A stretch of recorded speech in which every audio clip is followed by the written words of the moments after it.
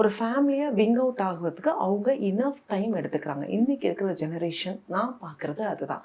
அப்படி winging out டைமில் என்ன ஆகுதுன்னு கேட்டிங்கன்னா, அவங்க இந்த ப்ரெக்னன்சி பிளானிங்கை கொஞ்சம் தள்ளி போடுறாங்க. தள்ளி போட போட ஆட்டோமேட்டிக்காக அவங்க பை த டைம் சில பேருக்கு இப்போ 90% என்ன ஆகுதுன்னு கேட்டிங்கன்னா, நார்மல் கன்செப்ஷன் நாங்கள் ட்ரை பண்ணோம், கிளிக் ஆகிடுச்சு, நாங்கள் பெருசாலாம் யோசிக்கல, நாங்கள் பிளான் பண்ணலை, அன்பிளான்டு ப்ரெக்னன்சி அப்படின்றலாமா என்கிட்ட சொல்கிறாங்க. ஆனால் சில பேர் நாங்கள் 2 வருஷம் ட்ரை பண்ணுறோம், ஃபஸ்ட்டு இனிஷியலாக 6 months நாங்கள் தள்ளி போட்டுட்டோம், அதுக்கப்புறம் நாங்கள் ட்ரை பண்ணுறோம், ஆனால் எங்களுக்கு கிளிக் ஆக மாட்டேங்குது, இப்போ 2 years ஆகிடுச்சு, எங்களுக்கு செக் பண்ணுங்க அப்படின்னு சொல்கிறாங்க.